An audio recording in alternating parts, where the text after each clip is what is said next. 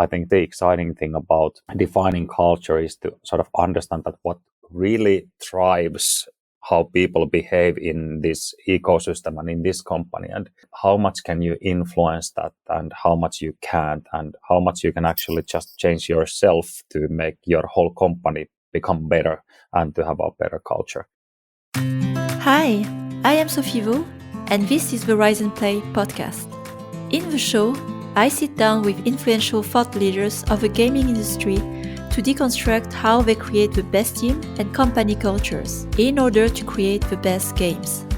Every episode brings actionable insight to improve your leadership, self-awareness, and emotional management skills. Because becoming a better leader starts with becoming a better human.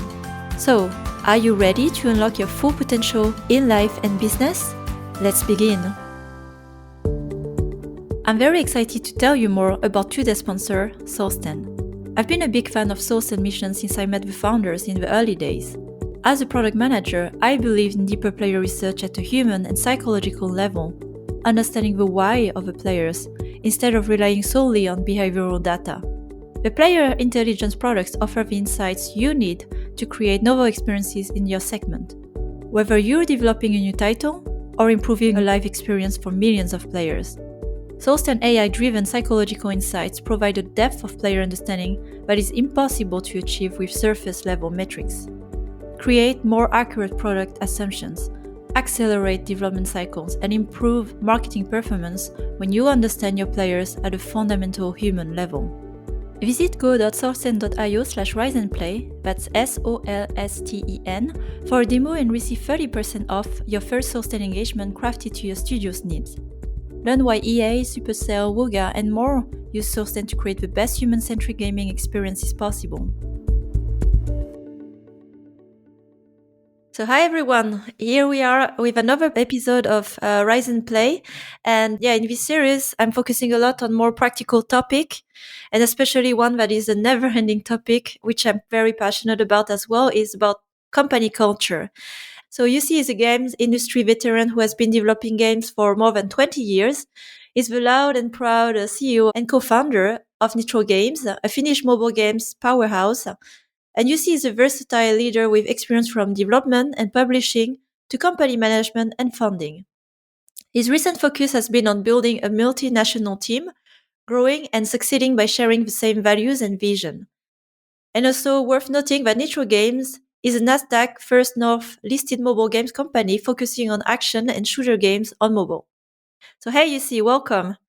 Hey Sophie, thank you. Very happy to be here.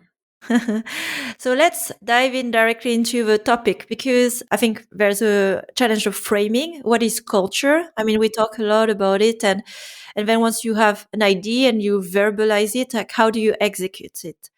So let's begin first with a basic definition of what is culture. How do we define culture? Where are the elements of what makes a company culture? What is it for you? Yeah. I think that's a very good place to start. And for me, culture has been very much a thing I've been trying to learn for the couple of years now, and it's a never-ending learning journey, it seems to me. And I've been thinking about that question a lot. And the best sort of definition for culture, in my opinion, is this is not invented by me. I read this somewhere, but it goes like this: culture is what happens when no one's watching. And that's what I love, because it kind of like defines culture as something that you can have an impact on, but then again, it happens when you're not directly, doing anything. So I think that's the most brutal and sort of honest way of looking at culture, in my opinion. And that's the definition I love to use these days because it resonates so well with me. I'm trying as well to reflect on my end. How do I describe culture?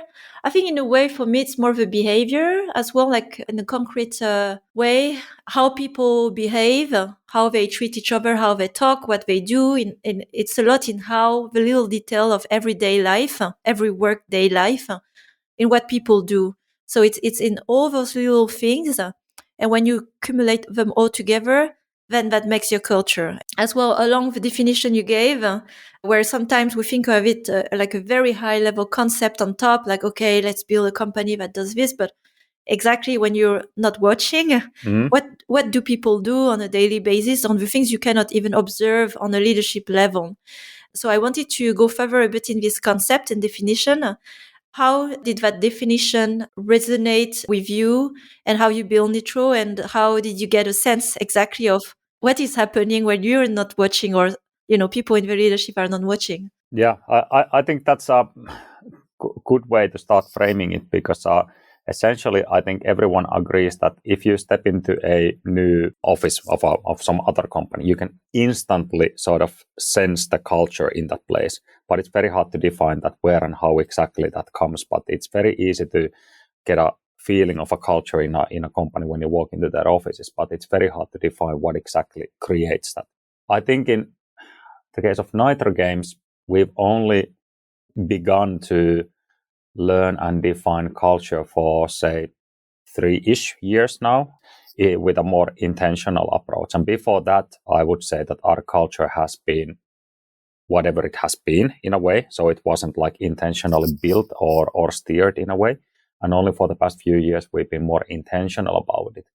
I think where we come from in the early days, because we started to work together in the early 2000s, we were doing PC games. We were a bunch of white male, everybody in their early 20s developing games. So it was the classical cliche of some nerds getting together and lots of Coke and pizza and crunching and stuff. So that, of course, defined a culture, even though we had no idea that we were building a culture at that point. But that definitely defined a culture, how we started.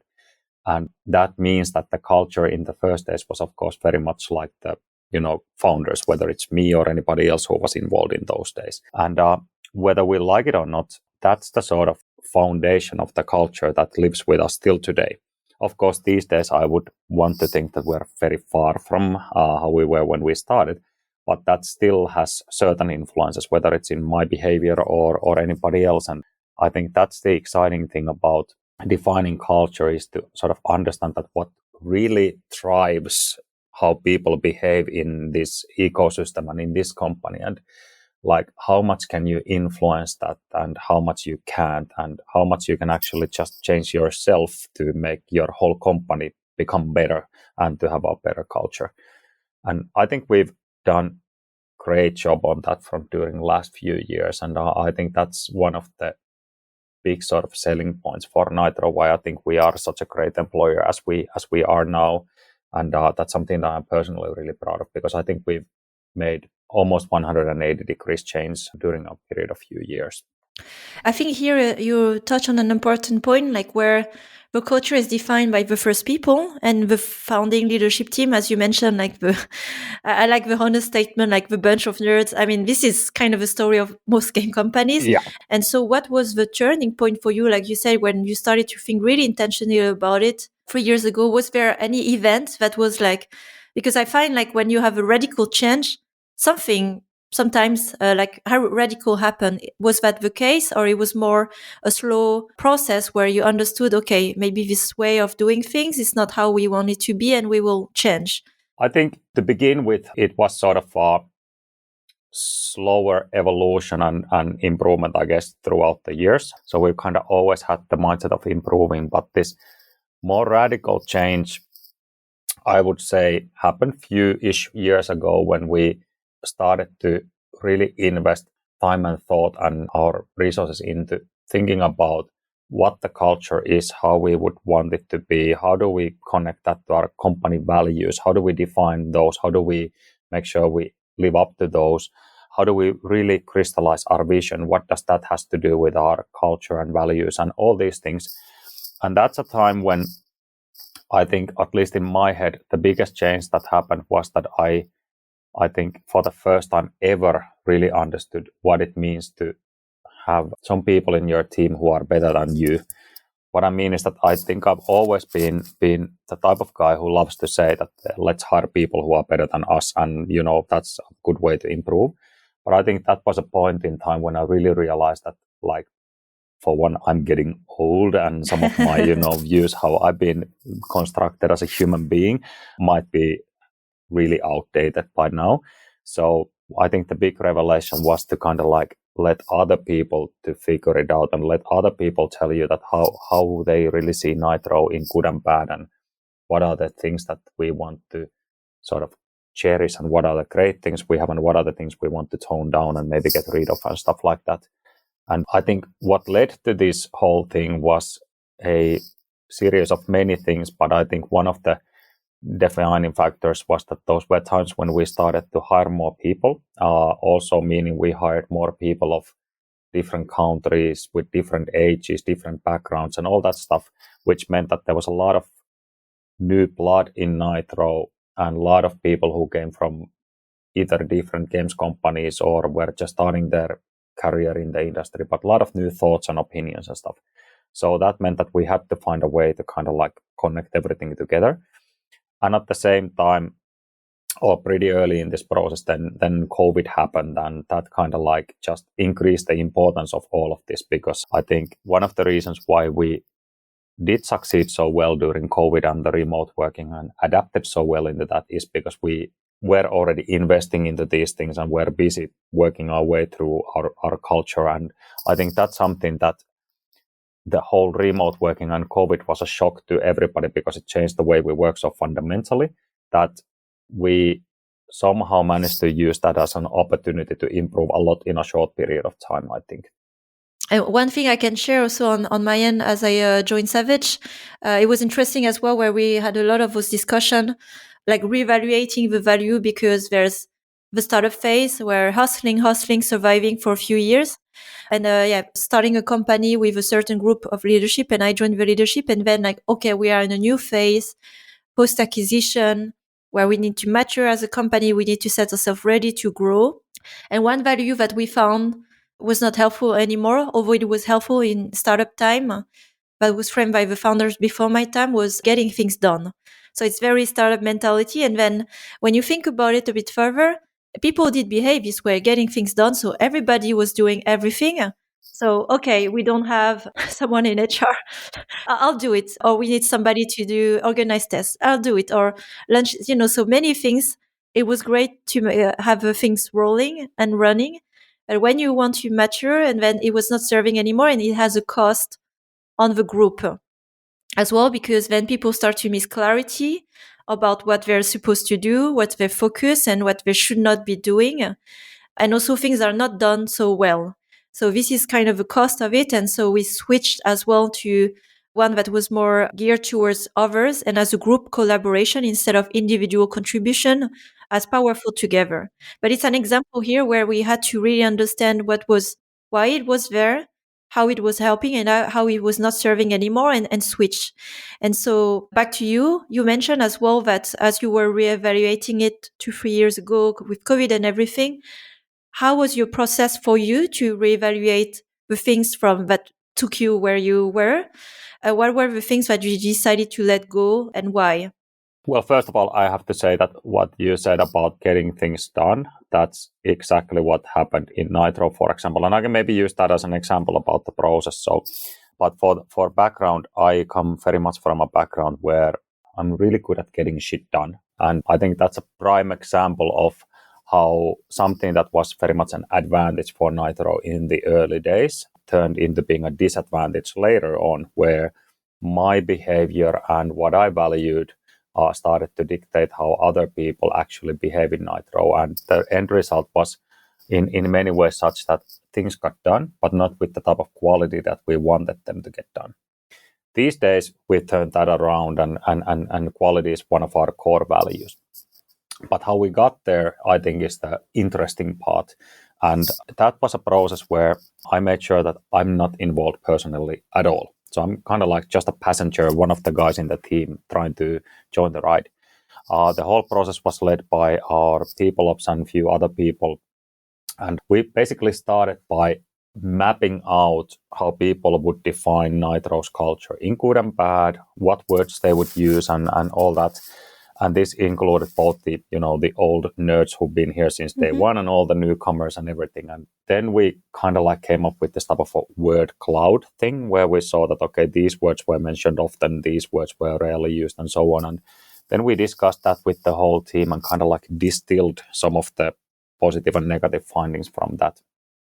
And then out of those, we essentially came up with keywords that later on became our list of values. Like, what are the things we want to cherish and improve and keep? What are the things that we want to tone down and maybe let go completely? And that then led into discussions that, okay, we have people here describing quality, for example, and here's the getting stuff done mentality and stuff. These are actually competing against each other. And that meant that the whole Nitro was engaged in these dialogues where we put things to the test and which one we value more than the other. And what does it then mean in practice if we choose that we value this word here? And this whole process took, I don't remember how many meetings, but tons of rounds and maybe even up to 12 months in calendar time. So we really took the time with that. And as a result, we ended up having like 8 core values listed. We had each of these core values also written down as what they actually mean in Nitro, how they reflect in our behavior and stuff. And these were then things that we agreed that if we really want to make these meaningful, then we put them everywhere. They're in our t-shirts, they're in our presentation templates, in our coffee mugs, everywhere. Mm-hmm. And then we make sure that we live up to those. And that was the moment when I maybe got the biggest sort of wake up for myself that I need to modify my own behavior and make that visible to everybody else. And then it can maybe positively influence and enforce these values of becoming reality in Nitro every single day. And at the same time, I also had a list of things I needed to tone down in my own behavior as a founder and CEO, because obviously I'm a vocal guy. Whatever I do or say has a big impact. So I need to be very mindful about it. And that's what I think is ultimately how you can somehow influence and improve on the culture. You really need to put yourself as a leader, whether you're an opinion leader but in a leading position. And I think you need to commit into very long-term process and into very concrete change in your own behavior as well. How was this process for you where you find yourself, you have to change in your behavior? Was it easy, difficult, or what did you set in place to watch your own behavior? Because habits are really hard to change. I love the word accountability because I think that's what it's all about. For me, I think it was surprisingly easy, but surprisingly labor intensive. And that's what I love about the whole process, is that it kind of like enforced us to really have difficult discussions and come to a conclusion together that what we do want and what we don't want. I think a good example is, say, I know many companies might have these days this type of like no crunch policy, like we don't crunch, come and work for us, we don't crunch. That's easy. Like it takes 5 seconds to set up such a policy and put it somewhere in writing. But that's not culture of no crunching yet. And then, for example, we wanted to define that, okay, we recognize we come from a background when everybody in this business, slept at the office in sleeping bags and crunched to get milestones delivered. That was part of the fun actually when we started. But, times and things have changed. And what does it really mean when we go into defining, we have a value called a life balance, which means that, we want to encourage healthy balance for everybody in Nitro, because we believe that will lead into better decisions, better productivity, and so on as a result. And the difficult discussions are the thing that I found the most interesting and the most labor-intensive part in here. Like, if we encourage people not to crunch and not to do overtime, but, go the other way around, how do we behave ourselves? If somebody in leading position is, clearly working late hours in the evening or something, that is portraying the picture to the employees that that's the way to succeed in this company. And that's then part of your culture, whether you like it or not. And what it says in the writing on the wall doesn't matter at all if people behave differently. And those were some of the most challenging things that, okay, how do we approach this? Because, for example, there's time zone differences. Sometimes you need to be awake in the evening hours to interact with somebody in West Coast US, for example. How do you do it in a way that doesn't look like that guy's working, 10 hours a day on a constant basis? And that's the reason why he's succeeding. And those type of things then happened one by one, case example by case example. And our approach is we always try to surface these things. Like, this might be a single case here that there's a milestone coming up and somebody's supposed to be on a holiday. How do we approach that topic and so on? And then we kind of like made an example topic out of that and spoke about it with a wider group to underline that we're doing this now because of this core value and because we want to cherish this type of culture. And we're not doing the other way around because that's the culture we don't want to have here. And obviously, a lot of those discussions are difficult because it's not always dead clear that what exactly is the best foot forward.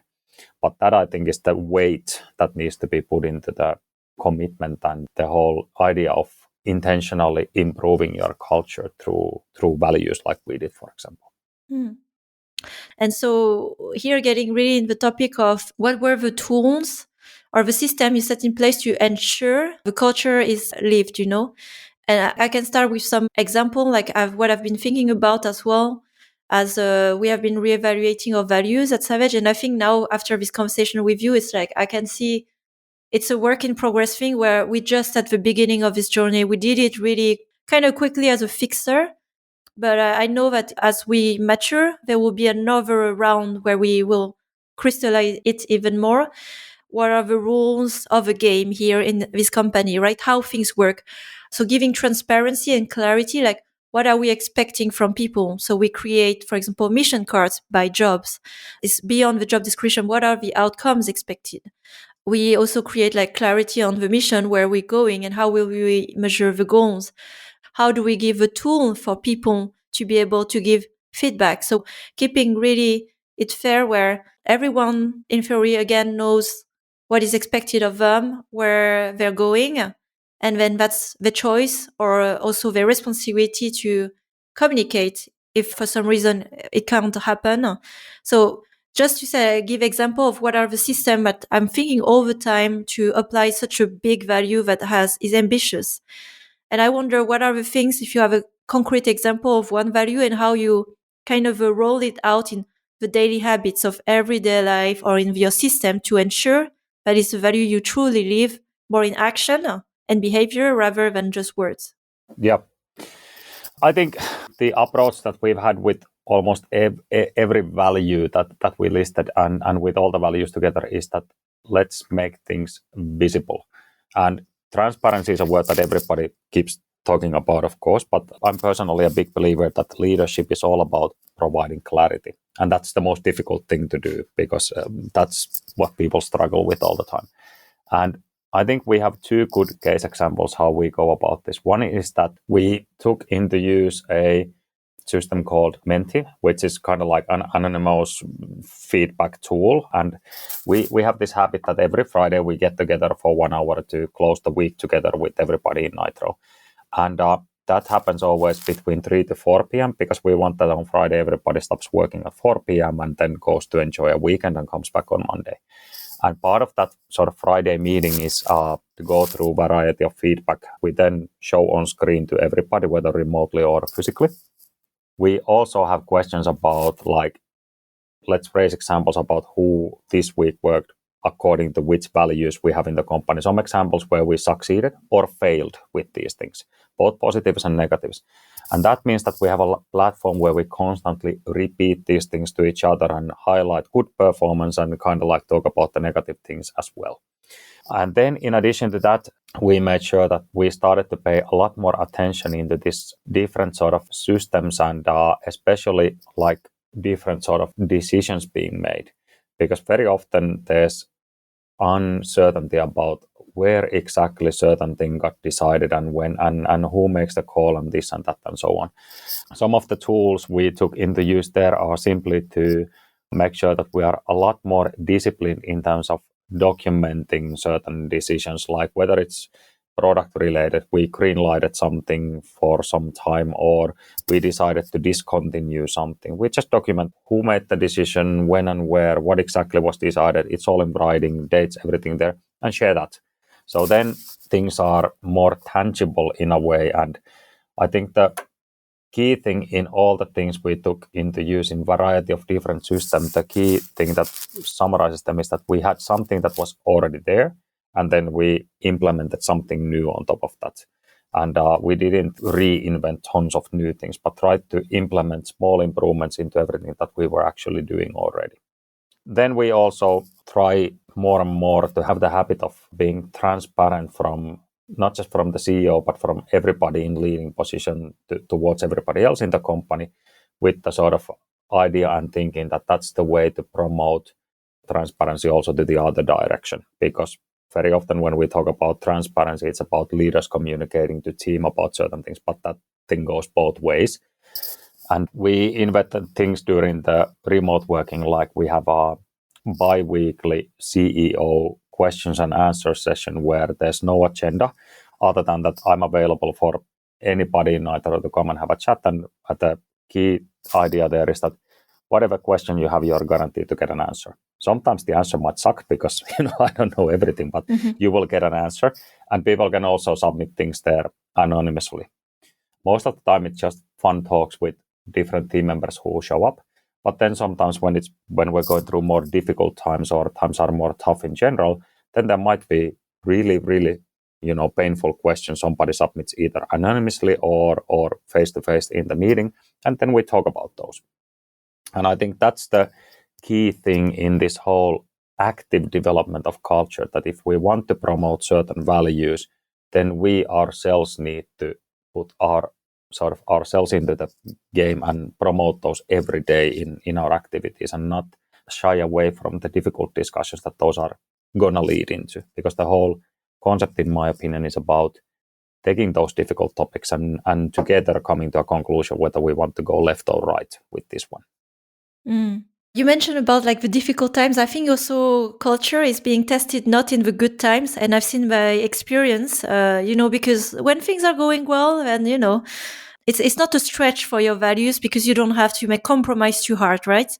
But I found like the culture being a test really in the toughest time where finances are not going so well. You need to reduce the team. This is a reality, like staff. You're not continuing with your game. I spoke a lot about that. And so do you have an example you could share where your culture, your values were at test in a very difficult time with your personal experience, something you had either to decide or communicate, and you were either happy or unhappy of how you handle it? But I think here this is a good test again of values in those moments, if you have an example around this.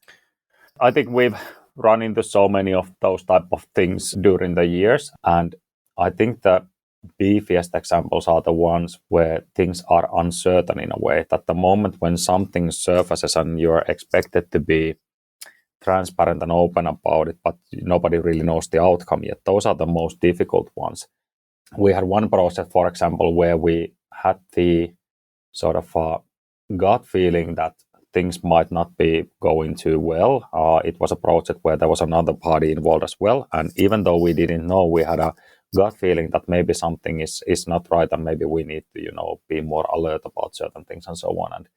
And the way we approached that was that we decided that we want to, rather than sort of see how it's going to play out and then figure out how we go about it, we took the exact opposite approach and we spoke about it with the whole company, like not just the team in question, but with the whole company the moment these things started to surface in a way. And then we also spoke about how we're tackling it, that, we're, trying to get a meeting with these and these people, and these guys are looking into that. And whenever we learned something new, we shared it with everybody. And then as it started to become more obvious that, okay, it's going to end before we intended, then we took the approach that then we started to go into the dialogue that, okay, what happens with the team members? And in this case, it was even slightly difficult because there was some work that had to be done and completed. And it was clear that this team, as it was composed, could not continue in same shape and form. But some people were joining different teams. Some people were going to go and do something else for a while and things like that. So it was a case where we both had to end a project and disassemble a team and a lot of negative things. But these started to happen sort of step by step and things became more clear. But I think the key thing with that example, for example, was that we wanted to live up to our value of being open and honest, and we shared the updates as we go with the whole team. And so basically everybody who was interested knew that what we knew and what we didn't know, and when it became evident. But I think the most difficult things are when we are talking about the future of a team or the future of a project or the future of someone's job, because I still think that there's never the right way to do those things. Like no matter whether you do it this way or that way, it's gonna end up being difficult anyway. So therefore, I think having those values listed and sort of relying on those when times do get tricky, I think that's super important, because then you are at least systematical about it. And then that hopefully brings clarity and helps to paint the expectations when everybody knows that, okay, these are the values we follow in the decision making when the time comes. So good examples, and I can relate to those because I have experienced them. But why I'm emphasizing what's the behavior in the hard times, because this is what people will remember. The positive things, it's like they're part of us, but people are very unforgiving for how things are done in the hard times, communicated. And in the nature of our business, there's a lot of indeed uncertainty of the future where projects change, teams change. And there's always like in this moment where you can hold the information in an intention to just give a reliable information, but too late, or share something that is not completely, where you don't know all the detail, but you inform people to absorb what will happen, that there might be a risk.